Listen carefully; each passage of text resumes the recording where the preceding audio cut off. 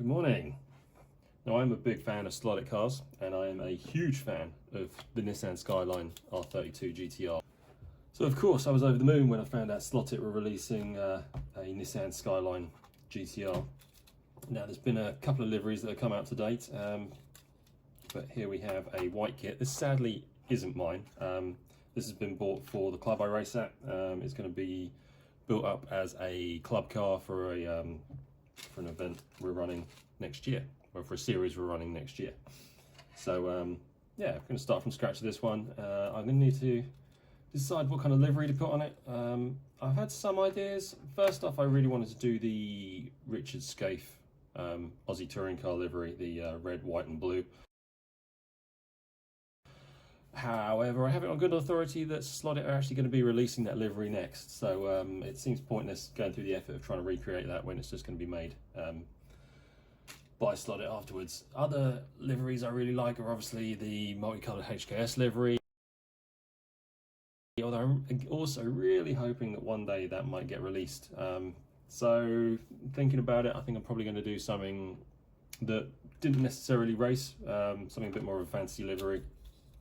It needs to avoid some key colours because this is going to be a club loaner car, so it needs to race in all the different lanes, so it doesn't, ideally we don't want the whole thing to be red or the whole thing to be yellow, which limits it a little bit, but yeah, we'll see what we can do. I've put a white kit together before. I had a Scale Auto GT3 and had mixed results with that, so let's see how this Slotted one goes together. First off, I'm going to be mounting the bumpers and the rear panel. Have a little look through the little bag of bits, see if there's any other bits that need to go on at this stage, but at the moment I think that's going to be it before we actually prime and paint the body. The rear wing I'm going to leave off for now. I'm going to paint that separately and then mount that at the ends. I'm going to worry about painting underneath that, and yeah, all the interior we'll do by hand, and then I think that's about it. So and obviously all the glass bits go on last. Here's the little interior ready to be built up. So yes, white kit, let's go. So we've got some key bits assembled before priming. Got the front bumper on and the rear bumper and rear panel. I've also put this tiny little lip spoiler on.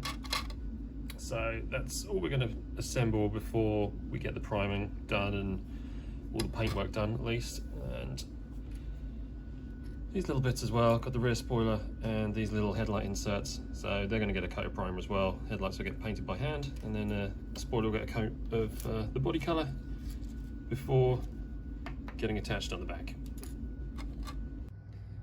Now first off, before we get a primer on there, we just need to give it a little go over some wet and dry. If you look at the spoiler here, it's got a little shine on it, shine on top of the plastic, and that's what we're looking to take off. Right, it's not perfect, but for a club race car, I think that's going to do. So let's get some primer on.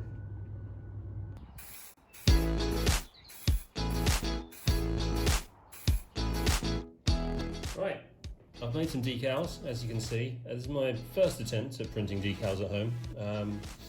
So I'm not really sure if this is going to work, but we'll have to wait and see. They're just printable on an inkjet printer onto decal paper. A couple of coats of lacquer over the top to try and seal it once it's fully dried, and yeah, so now's the moment of truth. We're going to trim and see if they work. As you can see, I've gone with a kind of Japanese inspired touring car tuner livery, but something that's kind of relevant to the era, but yeah, it's not a livery that ever existed on an R32 Skyline, but I think it'll look pretty cool. And I've also got the DTM style door numbers, so it fits in with the DTM races that is going to be racing it. So but yeah, moment of truth, let's cut one of these out and see if it works. Okay, you got the decal for the bonnet, or the hood, trimmed up, ready to go on. So, moment of truth.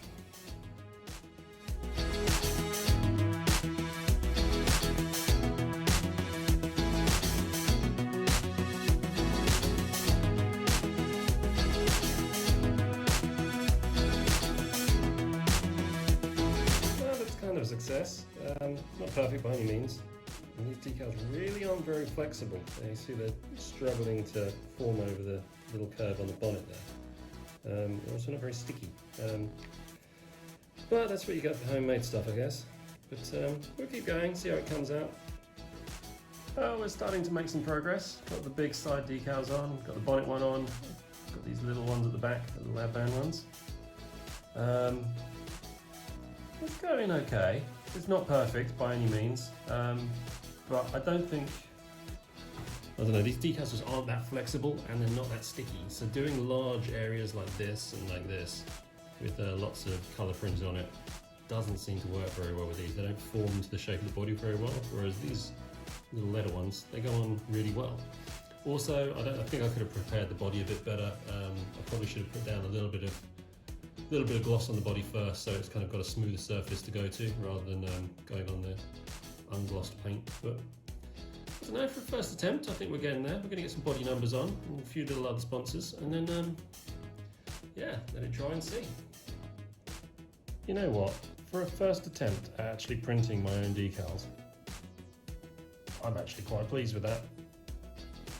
Some of the application's a bit special. Annoyingly, the one on the front isn't quite square and there's a few little bubbles in it, but hoping some Mod Podge will sort that out. But yeah, I'm pleased with that. So the livery is kind of my take on what would have happened if a Japanese tuner would have entered the DTM in the early 90s, which is kind of era we're kind of going for here. So yeah, I'm really pleased with that. I could have put some extra decals on in certain places, but I didn't want to make it too busy. I want to keep it kind of reasonably simple. And yeah, I'm pleased. Carry on building now. Yeah, about a couple of coats of lacquer on there. So it's got a bit of a shine back. And now just need to get all the headlights and a little bit stuck on, started painting the interior and get the car together.